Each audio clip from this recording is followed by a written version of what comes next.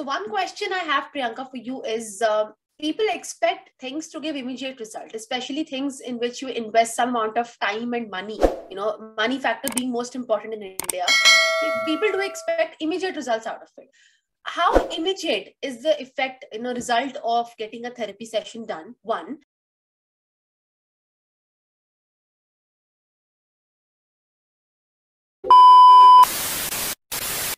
And number two, why don't people really see effect of it, coming over the years and staying over the years? What is the reason? Where do we go wrong? So, first, it is very subjective that what are you seeking it for? If it is only for one life decision, like Pawan said, I'm very confused about my career. So Pawan wants an immediate answer. He will get an immediate answer. So he will see results immediately. You are going to therapy to unlearn the years of pattern of your life where you always feel underconfident about talking about your feelings, or you're too dependent on others about your emotions. You seek a lot of validation from people around you. For example, if you're wearing something today, I love this dress, and other people will be like, no, you're not, you don't look that good in it. That validation drives your life more than your inner voice. Then to unlearn that 20 years of pattern, you will need at least some time with your therapist and some homework, right? Because what we have built is over decades. Today, I am 23. You guys also might be in the same age bracket from 23 to 25, right? So when you go, you're bringing that many years of baggage, and to unpack it, to keep it from one place to another, it will take some time. And immediate results, like, I don't know about immediate, but then it won't be lasting if it is immediate, right? You want 1, 2 sessions or 10 sessions to last for the entire life. That only you can do for yourself, because therapists will not stay forever with you. You will stay forever with yourself. So whatever they teach you, the independence of your emotions, that you have to carry.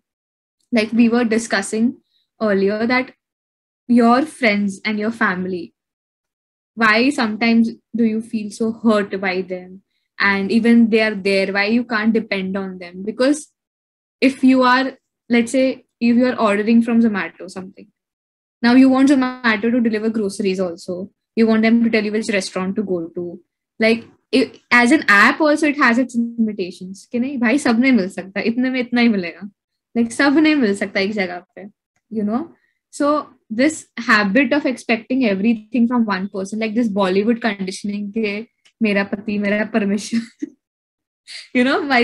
मेरा दोस्त मेरा सब कुछ, this is very wrong. Yeah. Like your friend is your friend. He has his own things to deal with, his own stuff to deal with. On top of it, you go with your stuff. So he has his stuff plus your stuff. And someday he might say, bro, ab nahi hoga mujhse. And right. So you will feel like, why is this person behaving suddenly like this? When someone draws a sudden boundary with you, which I have done a lot with people without realizing also. And when you draw a sudden boundary, they will feel like, why are you behaving so weird with me? But because it's a very reactive effect, like because they were so tired of taking that there is no place to put it now.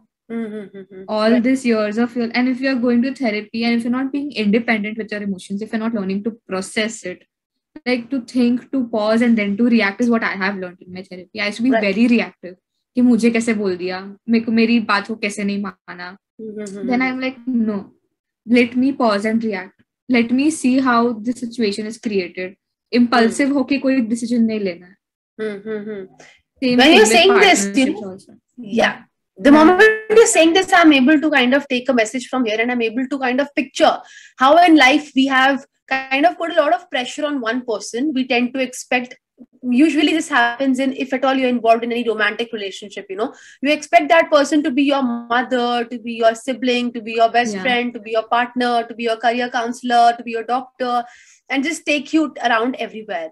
The whole point, again, like I'll bring back what Priyanka said earlier, the whole point of the therapist is also to make you feel independent and make you able to be taking decisions all by yourself, right? Now, all your life, if you're depending on one person, or you're putting all the emotional burden you have on one person, expecting that person to always be there for you, then there is certain limit till which that person can help you out. after a certain point, you have to deal with your emotions yourself. And it's good to start learning that from a younger age, and, kind of dividing a line that if something in your life, in this part of your life is going wrong, then probably it should not reflect in this part of your life. Additionally, if there's something going wrong here, then that person with whom, or that situation which is going wrong, should be dealt with instead of involving every person and everything into that small scene that's happened, right? So that, I guess, is very, very you said something so nice, Lovepreet, that one thing shouldn't reflect on another. Like that is what boundaries, okay, 5 minutes shouldn't make bad the rest 23 hours of my day. My therapist told me I had a very bad fight with a person someday, and nobody has spoken like this to me at my work, and that person just shouted at me, and I went crying that week session. I was like, why did this person, like, you have been carrying that entire week. There is this very nice story, if I am allowed like 2 minutes to explain it. It's like yes me and no me. So there are two Buddhist monks, I don't know if you've heard this story. So they are walking through a jungle and they meet a lady, and she's struggling carrying all the stuff, and she has to cross the bridge. So because they are monks, they're not allowed to touch a woman. So, but what Yesmi does is Yesmi carries that woman in his arms and takes her across the bridge because she has stuff and she has to reach her son. And Nomi says, you carried that, you touched that girl, how dare you? Like, we are monks, you're not supposed to do that. So Yesmi says that I carried her half an hour ago, you're still carrying her.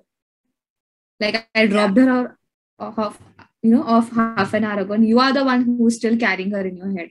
So incident that has happened is only 5 minutes long, but you are carrying it for the rest of your life, like your breakup. That conversation might be 1 hour long, but it has impacted all your years coming relationships, the way you talk to men, whenever you talk to a new person, you compare that person with your ex. All these little things you don't know, but you do it subconsciously, and they start affecting your present and future relationships. So all these things you have to get it solved because they will affect the rest of your life. Very minute things, but of course, if not attended to at the right time, they can end up causing a trouble in the entire life. Pawan, I guess this was an amazing input. I really felt like this is something we need to kind of, go back and kind of reflect on, that even after seeking therapy, if you continue to depend on people, even if it's your therapist or a person in your life, if you continue to be dependent on them for everything and you expect from them every role to be played, then I guess you're going wrong. And that's where your therapy is not at all doing anything good for you. It's not doing good because you did not take it the way it was meant to be taken. Yeah, and it's a process. Don't judge yourself if it takes time. It took me a lot of time. I'm just here to suggest you to go to therapy. I know that there are so many things that I need to also fix for myself, so it will take time. It's a process. Like the first podcast these guys must have recorded versus they are here with mics and, professional setup. It is a process of a year, It didn't happen overnight, but it will happen. And tomorrow, who knows, they might have a studio also. It's a process. Dheere dheere acha hoga. But hoga. May God bless you with everything. This is something we really... Thank you so much. That was really sweet of you. Yeah. And yes, I guess before that, Priyanka and I and Pawan were also having a conversation about how perspectives, about what you feel about yourself, your personal image, and pressure coming from around you tends to build an image of yourself in your mind. And that restricts you from kind of, feeling good. For example, I think Priyanka was quoting example of how she's started taking her physique, how she looks, as to something very positive. I guess, Priyanka, you should go ahead and talk about it. So I used to be like, internet is about body positivity, love yourself. And I'm like, body neutrality bhi kuch hota hai. Ki theek hai, I am fine with my body the way it is. It's just a vessel for my soul, Like if you believe in spirituality, that body keeps changing, but the soul is same. So, and yes, it's a home. Like if I told you just had one car for the rest of your life, how would you take care of it? Like everything, because it's something you have to take care. Like I think Warren Buffett said this. So I took it very personally. I just have one body. It's a house that you will never sell or rent or do anything to. It's a house that you will never leave also. So that is why it is important to respect it.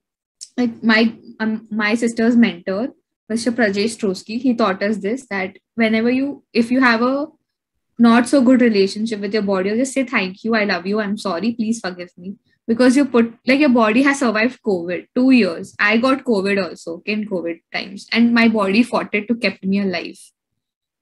Like, nobody will do that for you. Nobody will take your COVID and say, come, I'll fight it for you. But your body did that even after years of comparison that you subjected to. So you have to be kind to yourself. And all these film stars and everyone, it's their job to look like that. Even they are subjected to that, faulty image. I wish even they can be comfortable, because it's all about storytelling, right? Like, and so if you feel good about your body, then you will let others also make you feel good about your body. Like, if you don't feel pretty, no matter how much your partner tells you you're pretty, you'll be like, nahi, jhoot bol raha hai, mujhe sab impress karne ke liye bol raha hai. You will never be convinced by it. So you have to have a good relationship with yourself and your body. Like, it is okay, it's not perfect, but you will work on it. Karte karte ho jayega dheere dheere. But don't start it on a hate note. That sort of highlight the importance of trying to appreciate what we are in, what our true self is, and how we can do whatever we want without bothering about all like whatever exterior factors that we have. Internal factors may not be that much of a consideration. It should be some very, we should adjust to that and go on about with our own growth. That's the whole point I take away from what we just pointed out.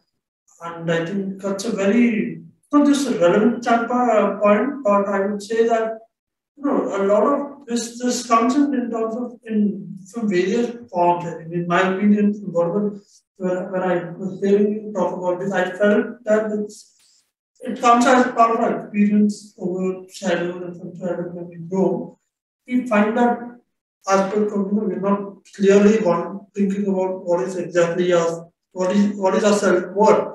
And I think through these kind of contextual sessions, let me go to the broader aspect of therapy, I think we'll be able to understand ourselves better more than just conversing with people around us. I think this is something relatively new to me, because I am not, as I said earlier also, that I'm not taking therapy earlier on. And I have one very quick question. You can just give it a very yes or no type of answer. Do you really think that there's a lot of people who, even I'm aware that therapy is classified. You have various contexts, you have different types of therapy.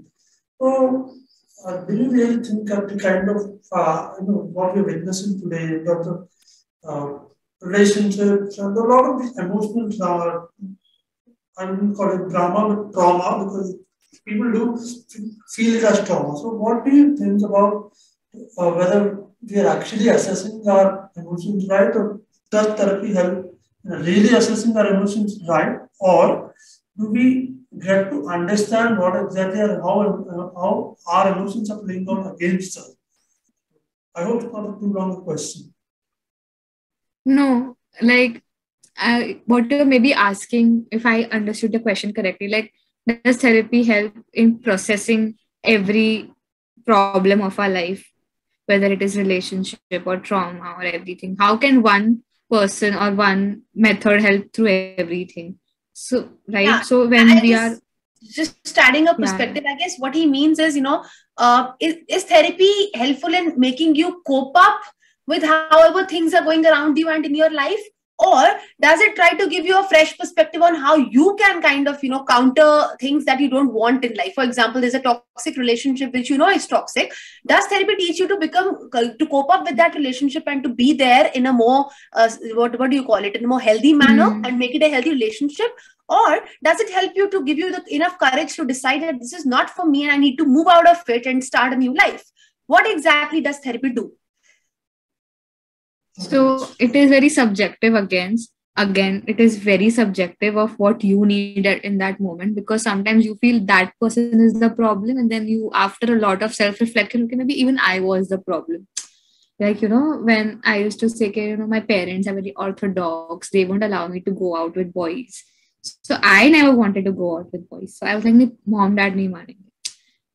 like putting it on somebody else. But if you are in a relationship that is abusive or that is not nice, you need if you need somebody's help to say that, this is not right behavior that is happening with you, and that your friend can also say. My sister always tells me, okay, I tell you the same thing that a therapist tells you, but you listen to her, you don't listen to me. Same thing I'm telling you, what she's telling you, but you still go and listen to her, and we always fight about this. Because in that environment, like when your mom tells you nahi bahar ka khana nahi khana, and your dietitian tells you nahi bahar ka khana nahi khana, to listen to your dietitian more, because you have to volunteer decision to go. In school also, if your teacher tells you कि right side से ही book में लिखना चालू करना है, versus your parents telling you कि दोनों side से लिखो, कुछ फर्क नहीं पड़ता है. It is just whom it is coming from, and it is a relationship that you will build, like with the therapist that you are going to. And I just want to make it as common as going to gym, as common as going to see your favorite physician. Sometimes you want to go to a physician that do you remember that Friends episode where Ross goes to his bachpan ka doctor, like a pediatrician, like everyone is a child, and he goes to that pediatrician because he trusts that pediatrician so much.